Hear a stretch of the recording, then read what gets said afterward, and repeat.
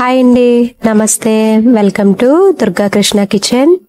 ఈరోజు మనం వీడియోలో మామిడి అల్లంతో రోటీ పచ్చడి ఎలా ప్రిపేర్ చేసుకోవాలో చూసేద్దామండి. టేస్ట్ అయితే మరి చాలా అద్భుతంగా ఉంటుందండి. చాలా బాగుంటుంది. వేడి వేడి అన్నంలో ఈ పచ్చడి వేసుకుని కొంచెం నెయ్యి వేసుకుని తింటే మరి ఉంటుందండి. చాలా బాగుంటుందండి. అలానే ఇడ్లీలోకైనా దోశల్లోకైనా దేనిలోకన్నా చాలా అద్భుతంగా ఉంటుంది. ఈ మామిడి అల్లం అనేది మనకి చలికాలంలోనే దొరుకుతూ ఉంటుందండి. రోటీ పచ్చళ్ళు ఎక్కువగా ఇష్టపడే వాళ్ళకైతే ఈ పచ్చడి అనేది ఫేవరెట్ అయిపోతుంది.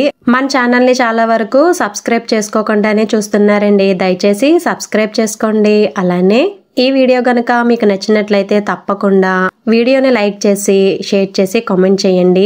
మీరు లైక్ చేయడం వల్ల ఈ వీడియో అనేది మరికొంతమందికి రికమెండ్ అయ్యే ఛాన్స్ ఉంటుంది.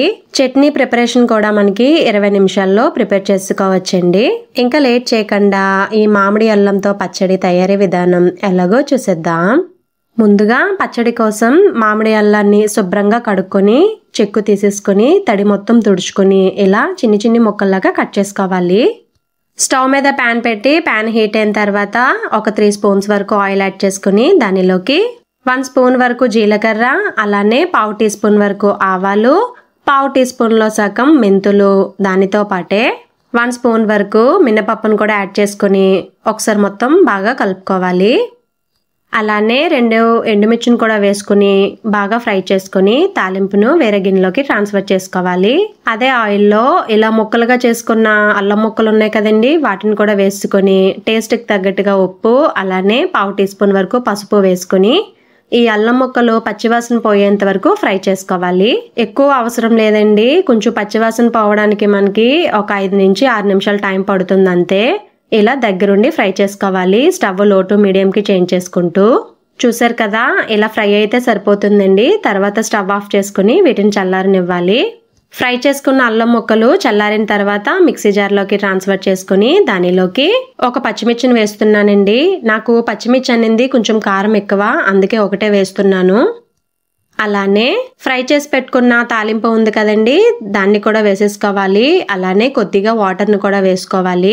తర్వాత కొంచెం చింతపండుని వేసుకోవాలి. దానితో పాటే ఇలా బెల్లం ముక్కను కూడా వేసుకోవాలండి. ఇలా బెల్లం ముక్క వేయడం వల్ల మనకి పులుపు ఎక్కువైనా కారం ఎక్కువైనా ఆ లెవెల్ అనేది సరిపోతుందండి. చాలా బాగుంటుంది ఇలా చట్నీల్లో ఎప్పుడన్నా చింతపండుతో పాటు బెల్లం వేస్తే.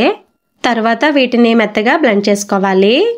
బ్లెండ్ చేసుకున్న పచ్చడికి తాలింపు పెట్టుకోవాలి. మళ్ళీ స్టవ్ మీద గిన్నె పెట్టి హీట్ అయిన తర్వాత ఆయిల్ యాడ్ చేసుకుని దానిలోకి 1/2 టీ స్పూన్ వరకు మినపప్పు, 1/2 టీ స్పూన్ వరకు శనగపప్పు, అలానే 1/2 టీ స్పూన్లో సగం ఆవాలు, అలాగే కొద్దిగా జీలకర్ర, ఒక ఎండుమిర్చి, దానితో పాటే కొంచెం కరివేపాకు వేసుకుని బాగా ఫ్రై చేసుకుని పచ్చడిలోకి వేసుకోవాలి.